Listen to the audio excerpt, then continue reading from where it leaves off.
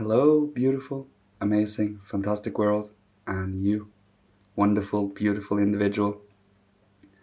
Today, I would like to speak about transforming our, well, mechanical routines and repetitions.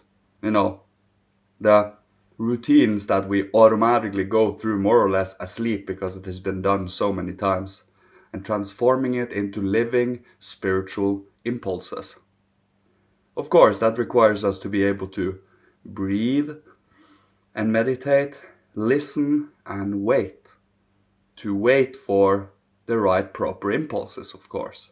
That is why we also need to master our own inner being to be able to handle our own presence, silence, inner disposition. The more we sit consciously with ourselves, breathing, centering, grounding ourselves to a conscious state of meditation. And this you can do every day, all day, truly. It is all about our state of focus, our state of attention, our state of consciousness. The more we practice this, the more second nature it becomes, the more autonomous it becomes. But not in a mechanical way, because we transform these faculties differently than we otherwise would do with repetitions. Repetitions is just doing the same over and over again until you're good at it, without any proper depth or substance to it. It is very surface based. It is very movement and bodily based. But when it comes to spiritual and inner development, it is all about the silence. It is all about the harmony we have within us and our capabilities of creating harmony within us through creative, active spiritual impulses and endeavors. So, by holding ourselves conscious, alive, awake, you can bring in a new influx of creativity and inspiration so that you can move a little differently, readjust yourself. We are spiritual soul beings with a physical body that will fall away, and we will become more and more spiritual as incarnations pass. Until the end, death is not anymore a reality. We will come to that point, but right now, death is part of this development. It is part of this coming and going, this ebb and flow, this inbreathing and outbreathing. And because of it, we do have very unique development as human beings, since death is on the plate. You see, in our solar system, all the other planets, they don't experience death as we do. They transform every time they quote unquote pass. They just become different. It's the same with us in future times when we are soul spiritual beings. So you can do this now too, but what transforms within you is your disposition, your, interests, your inner values, your morality, your understanding, your thoughts, feelings, and will, your consciousness. All of these is changing and spiritualizing over time. And when you do that, the physical body follows. But the physical body is the last member of our human being that is going to be transformed, because it is the oldest and the most developed, and because of it, the oldest, that the first will be the last. That is how development works. So, and that is also the funny part, that our ego, which is the youngest faculty, is also the purest faculty, ironically, while our body, the most developed faculty, our overly developed faculty really, is the one that is actually the hardest to work upon, because it is so old, so ancient. Our physical body is. It came from heat, the first physical substance, and it is long time past since, to say the least. So, having this in mind, being able to be flexible and transforming within your heart, and being alive to yourself and not let despair win. You cannot let it win like that. You cannot let life win like that. Come on. It is that if you cooperate with life, if you have a certain gratitude, sense of prayers and praise to the Lord, this reality will be far easier than it is, because you have something to hold on to, strive towards, and also that is inspiring you, that watches over you, that is constantly observing you and keeping you on the narrow path. And that is a very useful technique to have, to always have in mind that the higher realms are watching us, be it for the beautiful or the ugly. So important to notice that and be aware of oneself and one's own inner disposition. And that you do by silencing the inner being. When you silence it and become acquainted and even enjoy your own silence and presence, you can do so with anyone else too, because you sit here listening to yourself. That means you can sit here listening to others too. Whatever you do alone will translate over to the social life.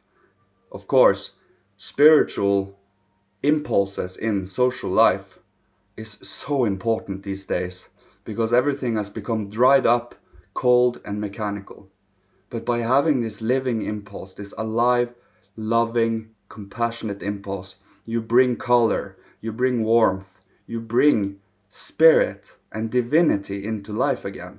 And that we will have to project out and kind of awaken the world to this again. Because we have been in such a state, but it was as a matter of course. Today we need to grow into it again in freedom.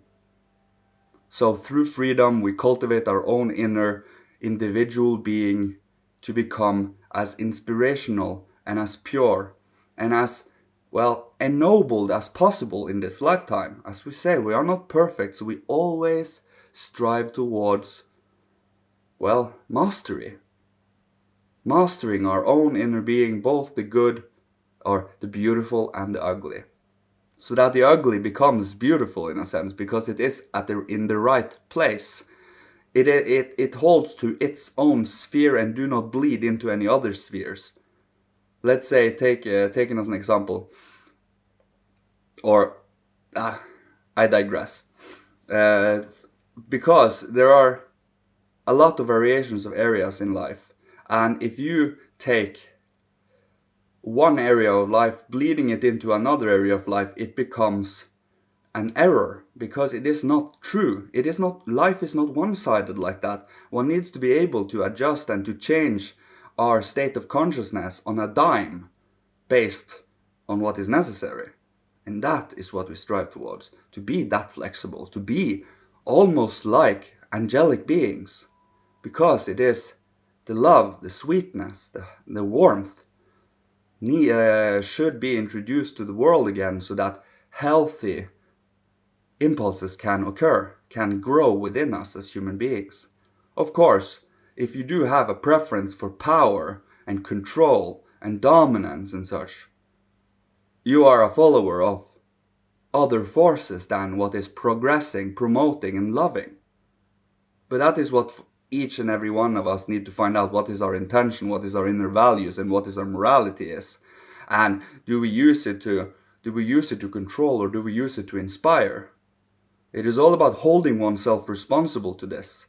Once you do, it is much easier, because, well, as I said, you're always watched over, you're always paid attention to. You're never alone, ever. And we create karma, and we hold to dharma as best as possible. And dharma is the proper attitude to karma. With the proper attitude to karma, it is much easier to maneuver life. Because every suffering we experience is karma. And because of it, you have a certain comfort in it. It is a grace, because when karma is paid for, it is paid for.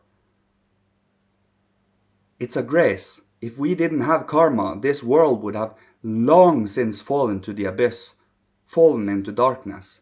But since we got an impulse 2,000 years ago that was cosmic and divine, we have the opportunity to redeem ourselves through him. He is down here on earth. He came from the height of the hierarchies, from the first hierarchy, the highest sphere, and came down to Earth and merged with Earth development. Because of this, he is kind of like, he's the milestone, he's the goal, he is the blueprint of what we are to become as human beings. And when we embrace his name, embrace his redemption, is when we can purify, ennoble, and transform. There is very little that is more powerful than love. Seriously.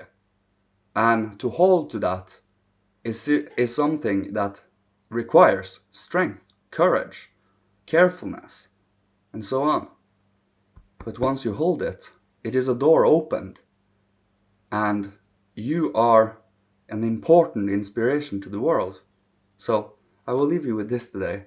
Thank you so much for listening to me, you beautiful, beautiful individual personality, you wonderful human being, you. May you be protected, guided, blessed and loved by Father, Holy Spirit, Christ, Michael, ancient masters of old, ancestors from every incarnation, the Godhead, seraphim, cherubim, thrones, Kyriadetes, dynamis, exousiae, archai, archangels, and angels, all bless, protect, guide, and love you, and keep you safe and provide you with all that you need to survive, live, and thrive, and be creative in this incarnation, and being helpful to others, and healing, and a good force, and good nature, and having a warm heart. It is needed. Thank you, love you, goodbye.